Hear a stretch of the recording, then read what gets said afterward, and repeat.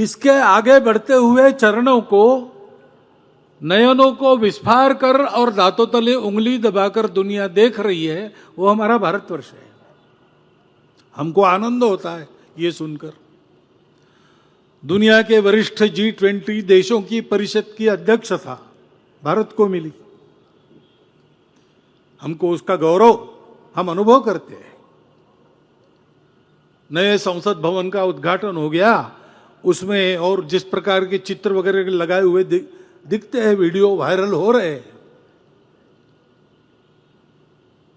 तो हम देख रहे हैं कि हमारे देश को वास्तव में जिस जागृति की आवश्यकता थी, उस जागृति को लाने का प्रयास हो रहा है। तो जनसामान्य आनंदित होता है। स्वामी जी ने जैसे कहा, जिसको जो देखना है वो वही देखता है, लेकिन हमारा सामान्य जन क्या देखता है? वो देखता है कि भारत की कीर्ति हो रही, भारत आगे बढ़ रहा है, अंदर भी कई बातें ठीक हो रही, कई अभी नहीं हुई है, होगी। किसी को लगता है कि ऐसे ही होगी, किसी को लगता है नहीं दूसरा कुछ होना चाहिए, ये चलते रहता है। परंतु ऐसी जैसे गर्मी में वर्षा की बौछारें सुखद लगती है, वैसे स्वतंत्रता के 75 वर्ष के बाद इस प्रकार की और सुखद भावनाओं का अनुभव हम जैसा कर रहे हैं, वैसे चिंतित करने वाला दृश्य भी हमको परिस्थिति में मिल रहा है। इसी समय देश में कितने जगह कितने प्रकार के कलह मचे हैं। भाषा को लेकर विवाद, पंथ संप्रदायों को लेकर विवाद, मिलने वाली सहूलियतों के लिए विवाद, और विवाद नहीं केवल, तो इस हद तक उसका बढ़ना कि हम आपस में ही हिंसा करने लगे। अपने देश की सीमाओं पर हमारी स्वतंत्रता पर बुरी नजर रखने वाले शत्रु बैठे हैं, उनको हम हमारा बल नहीं दिखा रहे, हम आपस में ही लड़ रहे हैं। और हमें भूल रहे हैं कि हम एक देश है, हम एक जन है। यह भी दिखाई देता है। अच्छा, केवल यही होता तो जा जाके प्रबोधन करके इसको ठीक करते, लेकिन इसको हवा देने वाले भी लोग हैं।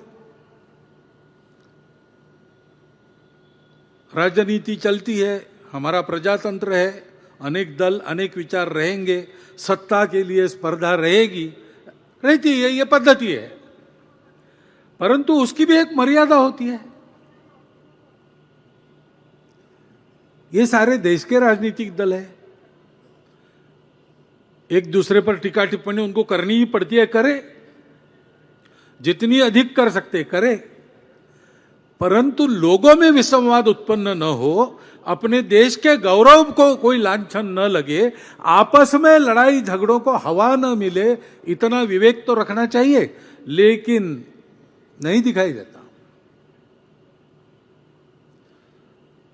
ये सामान्य लोगों के समझ में आता है, वो इससे दुखी होते हैं, वो बोलते नहीं है। दोष किसका, इसकी चर्चा करके व्यर्थ है।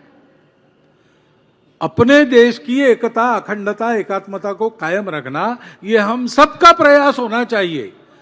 और अगर उसमें कुछ कमी है तो सबने मिलकर ठीक करना चाहिए। केवल दोषारोपण से काम थोड़ी चलने वाला है।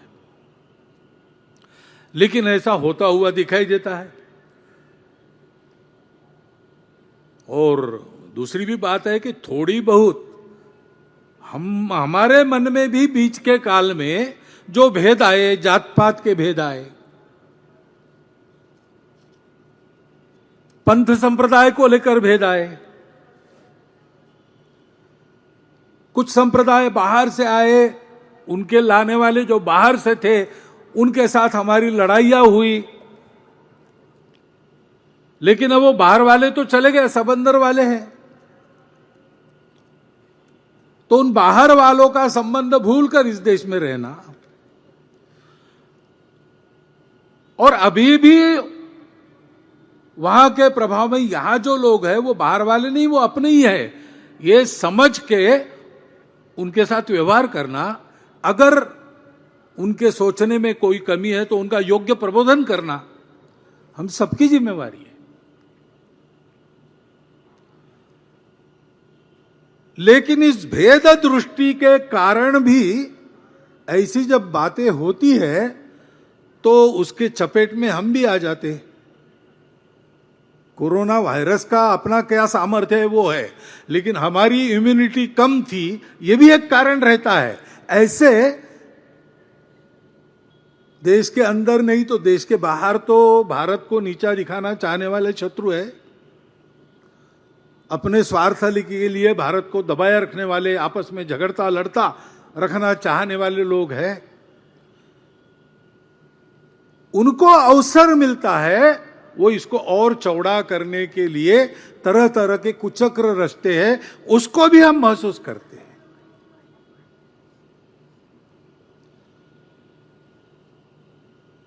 सत्य स्थिति को पहचान कर भूतकाल का सत्य, वर्तमान का सत्य सभी का स्पष्ट स्वीकार करते हुए, और लजाने की कोई बात नहीं, गलती भी हुई तो हुई, सुधार लेंगे, इस प्रकार की वृत्ति रखने के साथ साथ और इन सबको ठीक करना और किसी को अवसर न मिले इस प्रकार अपने आप को रखना, अपने समाज को रखना, यह हम सबका काम है।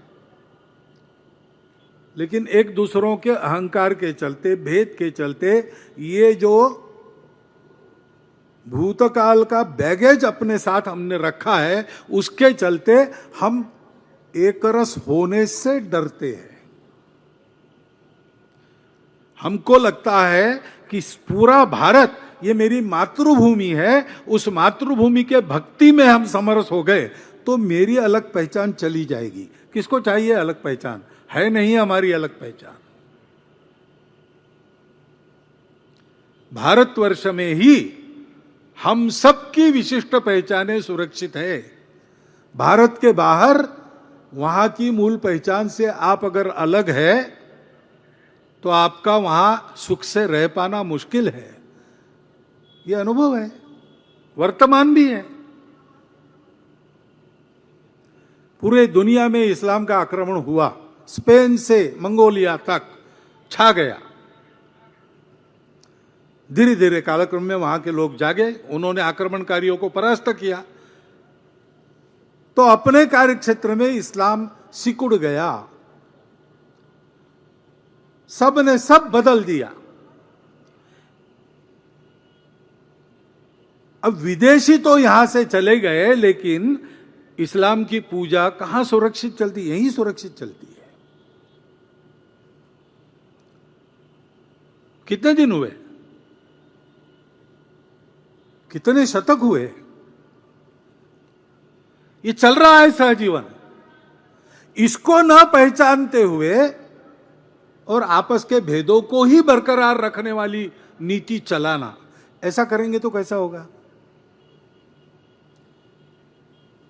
किसी ने इसको समझाना चाहिए ना। ये समझदारी पक्की होती तो हम अलग दिखते हैं इसलिए अलग है, इस विचार से देश नहीं टूटता। सभी को यह समझना आवश्यक है।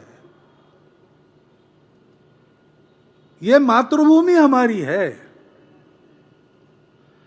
ये भूल कर हमारी पूजाएं अलग अलग है, दो चार विदेशी भी है,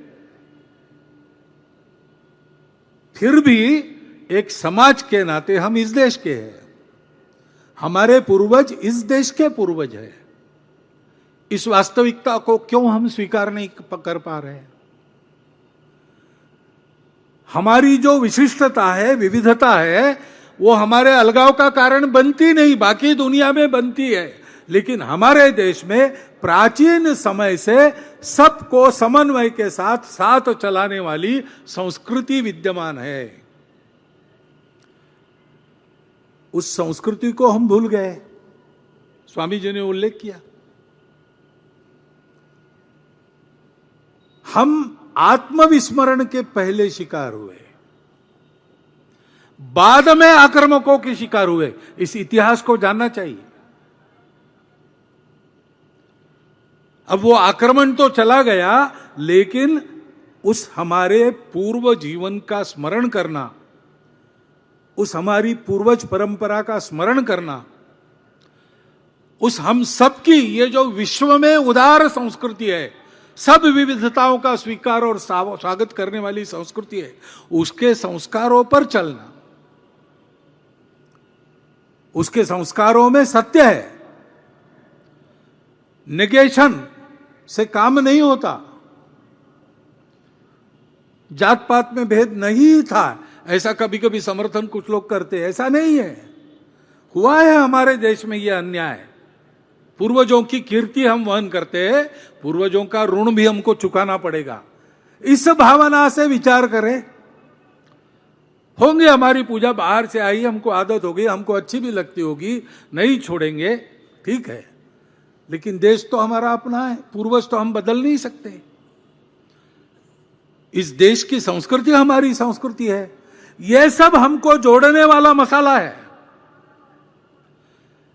अपनी छोटी पहचान के मिट जाने के भ्रमपूर्ण डर से इससे क्यों अलग रहना? वास्तव में आज इसको हिंदू नाम मिला है, ये तो सारा वैश्विक है। जिसको धर्म धर्म हम कहते हैं, वो तो सारे विश्व के लिए जो मानव धर्म है वही है। वो बंधुभाव, सत्य, करुणा, शुचिता और तपस पर आधारित है। इस चौखट में उसको फिर से स्थापित करते हुए, इस चौखट के बाहर जाकर जो विकृतियां आई उनको हटाते हुए समाज का एकरस उज्जवल रूप खड़ा करेंगे, तो ये सारे छद्मी लोग होने के बाद भी राजनीति जैसी सबको प्रभावित करने वाली और एक चाल चलने के बाद भी उससे अलिप्त रहकर हम अपने स्वत्व को ठीक रख सकेंगे। और स्वत्व सभी बातों का आधार है। कहते हैं कि नृसिंह अवतार हुआ और हिरण्यकशिपु का वध किया, तो देवों को बड़ा आनंद हुआ कि अब राक्षसों का राज चला गया, हमको ही मिलेगा। लेकिन भगवान ने प्रहलाद को दे दिया, हिरण्यकशिपु का ही पुत्र। इंद्र हाथ मलते रह गया गुरु के पास, क्या करे? बोले अब कुछ मत करो, भगवान ने किया है, तुम क्या करोगे? चुप रहो, सहन करो। वो प्रहलाद बड़ा उदार है, उसका व्रत है मांगने वालों को देना। उसके पास जाके कभी मांग लेना, सीधा राज्य मत मांगो, वो तुम्हारे लिए अच्छा नहीं, अच्छा दिखता नहीं तुम्हारे लिए। वो इंद्र सोचते रहा। कुछ हजार वर्षों के बाद प्रहलाद के पास गया, याचक वेश धारण करके दरबार में, और प्रहलाद को कहा कि याचना करने तो मैं आया हूं, लेकिन आप पहले वचन दो कि मेरी याचना आप पूरी करोगे। तो प्रहलाद ने कहा कि तुमको तो पता है मैं देने वाला हूं, मुझे प्रतिज्ञा करने की आवश्यकता नहीं। तुम आ गए तो तुमको जो चाहिए वो मिलेगा। मैं जानता हूं तुम इंद्र हो, वेश बदल कर आ गए, तुम मुझे मेरा राज्य चाहते हो, मेरा राज्य मांगोगे तो मैं दे दूंगा। तो इंद्र कहा नहीं, राज्य वगैरह लेने नहीं आया हूं, आपके स्वत्व पर मैं बड़ा प्रसन्न हूं, आपका ये जो स्वत्व है वो मुझे दे दीजिए। प्रहलाद ने कहा ठीक है। जल मंगवा के स्वत्व पर पानी छोड़ दिया, तो उसके शरीर से स्वत्व पुरुष आकार धारण करके इंद्र के शरीर में जाने लगा। प्रहलाद ने पूछा आप कौन है? उसने कहा मैं तुम्हारा स्वत्व हूं, तुमने मुझे इंद्र को दे दिया, मैं जा रहा हूं। वो इंद्र के शरीर में प्रवेश कर गया। लेकिन उसके पीछे पीछे और एक आया। प्रहलाद ने पूछा आप कौन है? तो उसने कहा मैं तुम्हारा बल हूं, जहां स्वत्व है वहीं बल है। तुमने स्वत्व को इंद्र को दे दिया, मैं उसके पीछे पीछे इंद्र के पास जा रहा हूं। उसके पीछे और एक पुरुषाकृति निकली। इसने पूछा आप कौन है? उसने कहा मैं तुम्हारा ओज हूं, जहां स्वत्व और बल है वहीं मैं रहता हूं। वो इंद्र के पास गए, मैं भी वहां जा रहा हूं। और अंत में एक माताजी निकली, तो पूछा, उन्हें कहा मैं तुम्हारी समृद्धि लक्ष्मी हूं, मन की और भौतिक सब प्रकार की समृद्धि लक्ष्मी मानी जाती है। तो उन्होंने कहा कि जहां स्वत्व बल और ओज है वहीं मैं रहता हूं। भारतवर्ष के ह्रास का क्रम यही है। पहले हम स्वत्व भूल गए, हम विभाजित हो गए, हमारा बल चला गया, संगठन का बल नष्ट हो गया, हम विघटित हो गए, आपस में लड़ने लगे, एक दूसरे को बड़े नीचे ऊंचे मानने लगे। इसके कारण जिनकी हिम्मत नहीं थी हिंदू कुश के पार के आने की, सब आक्रमण उधर से हुए। एक तांता चला आक्रमणों की परंपरा का, लेकिन बल पूरा गया नहीं था, इसलिए शुरू के जो आक्रमक आए रहे कुछ दिन, उन राज्य का उपभोग किया, अब उनका नामो निशा नहीं है।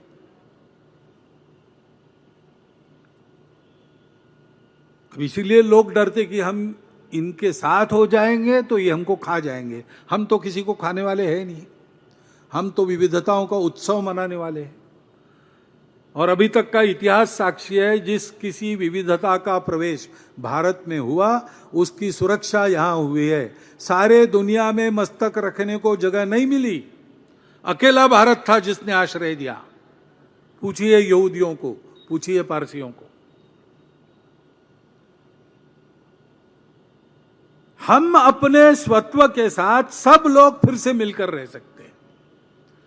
वो हमारा भारत का स्वत्व, हमारी संस्कृति, हमारी मातृभूमि भक्ति, हमारे पूर्वजों के जीवन के उच्चादर्श, ये हम सबके हैं जो भारत का अपने आप को मानते हैं। भारतवर्ष के साथ हमारा सौदा नहीं है। भारत में रहने से हमको ये मिलेगा वो मिलेगा इसलिए हम भारत में, ऐसा नहीं है। भारतवर्ष के साथ हमारा संबंध है। जैसे अंगों का शरीर से संबंध रहता है, शरीर से प्राण निकल गए अंग अपने आप मर जाते, वैसा हमारा संबंध है। ऐसी उत्कट भक्ति भारत में लेकर, भारत के प्रति लेकर हम लोग इन सब विविधताओं के साथ आपस में मिलजुल कर रह सकते हैं, वही रास्ता है। उस स्व के आधार पर अपने जीवन की पुनर्रचना होनी चाहिए। उस स्व के आधार पर ही संविधान में जिसे इमोशनल इंटीग्रेशन कहा गया है, वो इंटीग्रेशन आ सकता है। हमारे इंटीग्रेशन का इमोशन क्या है? यही है।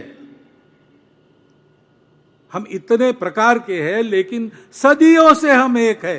ये आज की बात नहीं, 1947 के बाद आई कल्पना नहीं है। रुचिनाम वैचित्र्यात रुजु कुटिल नाना पथयुता नृणामेको गम्य स्वमसि पयसाम अर्णवैव।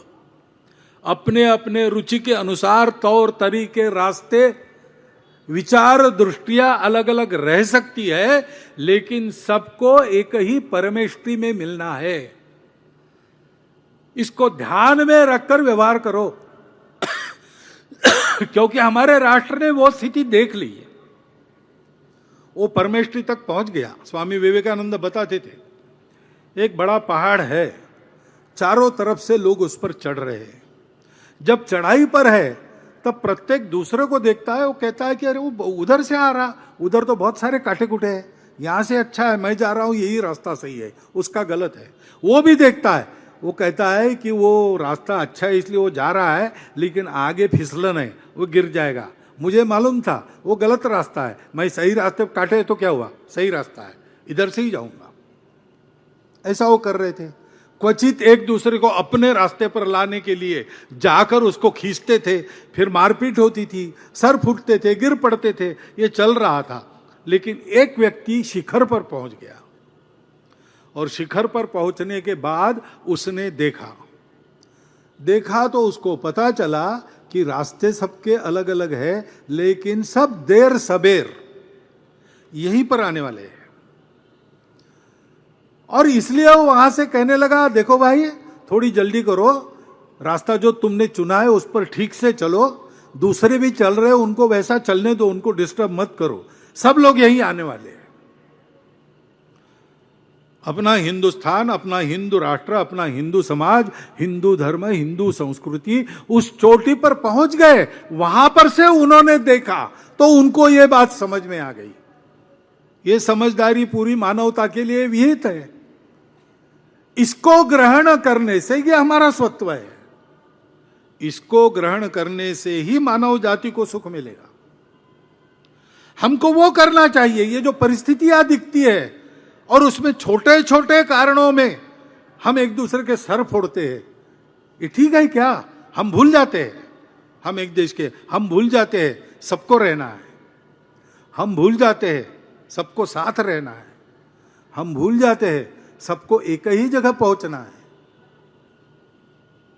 ये बिना भूले करना, और ये अगर करना है तो संयम बरतना पड़ेगा।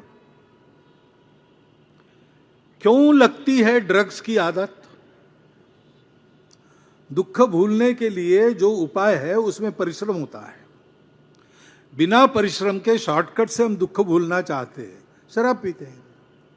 मालूम है शराब खराब है लेकिन पीते हैं। ऐसे ही खाली दिमाग में वो ड्रग्स की आदत घुसती है। आलस्य की आदत लगती है, ड्रग्स के शिकार होते हैं। समय बिताने के लिए अच्छे काम, सेवा, मंगल भद्र काम, कुछ अध्ययन, इसकी आदत जब नहीं रही थी, भारत ज्ञान के प्रकाश में रत भारत की संतान जब ज्ञान को पाने के लिए परिश्रम करने का और उससे परहेज करती है तो फिर ऐसे मार्ग पर भटकते। फिर से उस तत्व को याद करना। स्वामी जी ने बहुत थोड़े में ये पूरा विषय बता दिया है। और इसलिए राष्ट्रीय स्वयंसेवक संघ 1925 से ये करता है, क्योंकि राष्ट्र के लिए भी अभी जोशीमठ जैसी घटना हो रही, भूचाल आते, सारी दुनिया में हो रहा है। क्यों हो रहा है? अगर भारत में ही केवल गलती हुई तो भारत में होता, लेकिन सारी दुनिया में होता है। कारण क्या है? पर्यावरण के प्रति एक अधूरी दृष्टि लेकर विश्व आज तक चला। अब वो दृष्टि तो बदल रही है और ये ज्ञान तो प्राप्त हुआ है, हमारे पास पहले से था। स्वामी जी के आश्रम में जाइए, आप प्रयोग देख के आपको सब समझ में आएगा। प्रत्यक्ष आचरण में है, प्रत्यक्ष परिणाम दे रहे, हमारी दृष्टि पर आधारित। लेकिन दुनिया इतनी आगे चली गई और परकीयों के अंधानुकरण में हम भी इतने आगे चले गए कि अब तुरंत अर्धव्रत करना यह कठिन हो रहा है। और ये घटनाएं बताती है कि त्वरित आवश्यकता है। कुछ तो हमको ऐसा रास्ता खोजना पड़ेगा जिससे हम सही रास्ते पर वापस आए और गाड़ी भी न पलटे। देशवासियों के परिश्रम की बहुत आवश्यकता है, लेकिन उन परिश्रम तो कर रहे हैं। 75 वर्षों में ये स्वतंत्र देश, जिसके बारे में चर्चिल महाशय ने कहा था कि स्वतंत्र होने के बाद आपस में लड़के खत्म हो जाएंगे, शायद फिर से हमको न्योता देंगे, आओ और राज करो। उनकी भविष्यवाणी को हमने असत्य सिद्ध कर लिया। अभी तक चले। इतनी विविधता होने के बाद भी यहां प्रजातांत्रिक व्यवस्था सब चुनौतियों को पार करके चल रही है। इतना ही नहीं तो अब हम विश्व के सिरमौर देश में आने लगे हैं। और केवल सिरमौर है इतना नहीं तो विश्व हमसे नए रास्ते की अपेक्षा रखता है। यह सब हुआ है तो हमारे देशवासियों के परिश्रम के कारण ही हुआ है। वो क्षमता हम में है, लेकिन क्षमता को जो दिशा चाहिए उस दिशा को अभी भी हम पकड़ नहीं रहे। हमको मालूम है वो दिशा है, क्योंकि सारी दुनिया आप जान गई। उसके लिए दृष्टि जगानी पड़ेगी, उसके लिए परिश्रम करना पड़ेगा, संस्कार देने पड़ेंगे, परस्पर व्यवहार में संयम बरतना पड़ेगा, विवाद से नहीं संवाद से काम लेना पड़ेगा। इतनी सारी विविधता है, वो अपने वैशिष्ट्य है, वो अपने अलगाव नहीं है। हम सब ऊपर से विविध दिखते हैं, लेकिन अंदर से हम सब एक है, भारतवासी है, भारत माता के पुत्र है। भारतीय संस्कृति की, हिंदू संस्कृति की विरासत हमारी है और यह भारत जननी, यह हमारी मातृभूमि है। यहीं से हमको रस प्राप्त होता है, यही रस हम सबके नस नस में दौड़ता है, खून बनकर। उसको ध्यान में रखना और संवेदना, सहयोग, परस्पर विश्वास और इन बातों पर श्रद्धा रख के चलना, यही एकमात्र रास्ता है। हम ये करेंगे तो आप क्या करेंगे, आप ये देंगे तो हम क्या देंगे, ऐसे सौदे से काम नहीं होगा। सबको कुछ ना कुछ छोड़ना पड़ेगा। एक तरफा छोड़ने की तैयारी से आत्मीयता नहीं बनती, दोस्ती नहीं बनती। और इसलिए सबको कुछ देना पड़ेगा, सबको कुछ छोड़ना पड़ेगा, देश के लिए त्याग करना पड़ेगा। उसके लिए आदत चाहिए। ये बोलना बहुत आसान होता है, लेकिन प्रसंग आने पर करने के लिए एक आदत करनी पड़ती है। उस आदतों की प्रक्रिया को ही संस्कार कहते हैं। ऐसा संस्कार देने का काम अपने राष्ट्र जीवन की जो नॉन निगोशिएबल बातें हैं उनको सबको समझाना, उस पर सबको लाना, उसमें किसी का नुकसान नहीं है। अपने क्षुद्र अहंकार, वासनाएं, स्वार्थ और भेद बुद्धि को छोड़ना, इतना ही करना पड़ता है। उस पर सबको लाकर इस राष्ट्र के लिए, जीने मरने के लिए आवश्यक आदतें लगाने का काम संघ का काम है, क्योंकि राष्ट्र के उत्थान का दूसरा उपाय नहीं होता। मैं केवल भारत की बात नहीं कर रहा हूं। पिछले 100 वर्षों में जिन राष्ट्रों का उत्थान हुआ और पतन भी हुआ, उनके उत्थान पतन के सत्यता को देखिए, उसका अध्ययन कीजिए, उपलब्ध है, ग्रंथ लिखे गए हैं। तो आपको ध्यान में आएगा कि उस देश की सामान्य जनता अपने राष्ट्र के लिए जीना मरना जब सीख गई, आपस के भेद और स्वार्थों को छोड़कर राष्ट्र हित में सब जग एक बने, तब उस राष्ट्र का उत्थान हुआ। और इसमें जब कमी आ गई तो उनका पतन होने में देरी नहीं लगी। यही है। कल छत्रपति शिवाजी महाराज का राज्याभिषेक था, 350वां वर्ष, 350वां दिवस है। शिवाजी महाराज ने क्या किया? यही किया। उन्होंने स्पष्ट रूप से इस राष्ट्र के स्वत्व की घोषणा की और कहा कि यहां हिंदवी स्वराज की स्थापना हम करेंगे। साथी जुटे, करेंगे। उन्होंने क्या साथियों को बताया कुछ? आपको ये मिलेगा, वो मिलेगा। कितने लोगों के बलिदान हुए। शिवाजी महाराज के बाद संभाजी महाराज ने स्वयं का बलिदान दिया। उसके बाद स्वराज्य लड़ता रहा। राजा दूसरी जगह दूर जाके रह रहा है, वहां से लड़ाई चल रहा है। राजमाता और राजपुत्र परकियों के कैद में बंद है। सेनापति नहीं है, सेना नहीं है, खजाना नहीं है, गढ़ किले सारे शत्रु ले रहा है। ऐसी अवस्था में 30 साल सामान्य लोगों ने स्वराज के लिए संघर्ष किया और उसको डुबाने के लिए जो आए थे उनकी कब्र महाराष्ट्र में बनी। ये इतिहास है। ये प्रेरणा शिवाजी महाराज ने जगाई। उन्होंने संस्कार दिया, उसके लिए अपने पुराने संस्कारों को जगाया, पुराने मूल्यों को जगाया, गोवध को रोका, मातृभाषा में राज्य व्यवहार शुरू किया। अपने देश की नेवी नहीं थी आधुनिक काल में, वो यानी आधुनिक इतिहास में पहली बार शिवाजी महाराज के कारण भारत की नेवी बनी। कितने ऐसे काम किए, समय से बहुत आगे थे। मतांतरित व्यक्ति वापस आना चाहते थे, उनको वापस लिया और सबको जोड़ा। काशी का मंदिर टूटा, औरंगजेब ने तोड़ा, पत्र लिखा उन्होंने कहा कि देखो, हिंदू मुस्लिम दोनों को भगवान ने उत्पन्न किया है। जो राज्य करता है उसका एक कर्तव्य होता है दोनों को समान देखे और अन्याय न करे। तुम ऐसा करोगे तो मेरी तलवार लेके मुझे उत्तर में आना पड़ेगा।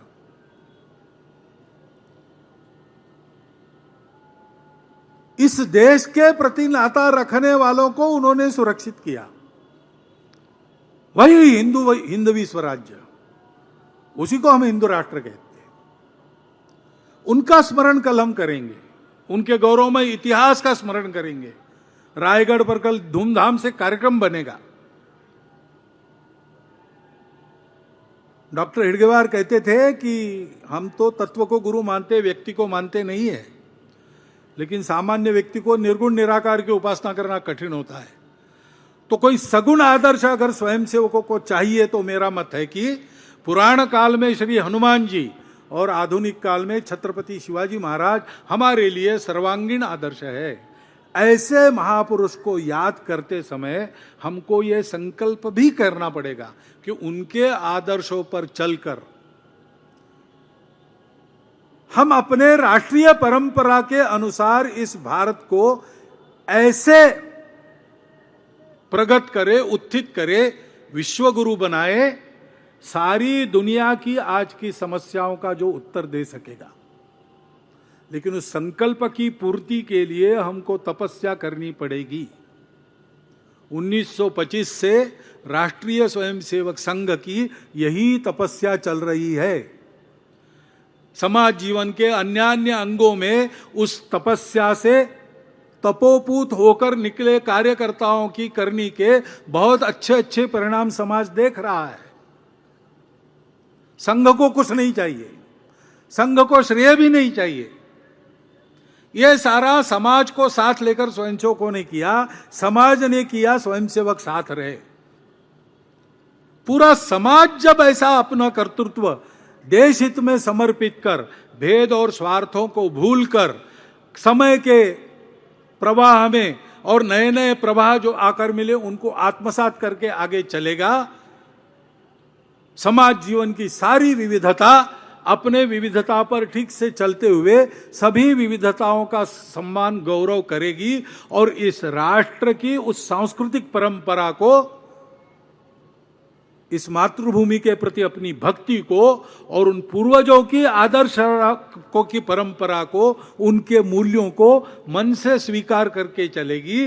तब वह विश्व गुरु भारत, अगर ये काम हमने जल्दी किया तो इसी देह में इन्हीं आंखों से देखेंगे और तब अनेक प्रयोग कर थक चुकी दुनिया को शांति और सुख का नया रास्ता प्राप्त होगा। दूसरा उपाय नहीं है। नान्यः पंथा विद्यते अनयनाय। और ये संघ का प्रचार नहीं बोल रहा है, 98 वर्ष का समाज जीवन का अनुभव बोल रहा है। इसका विचार करना और संघ के केवल दर्शक हितचिंतक न बने रहते हुए संघ के कार्य में प्रत्यक्ष योगदान करने वाले, एक व्यूह देश के लिए बनाकर चलने वाले समाज जीवन का अंग बनना, ये आप करें, ऐसा एक अनुरोध इस निमित्त आपके सामने रखता हूं और मेरी 4 शब्द समाप्त करता हूं।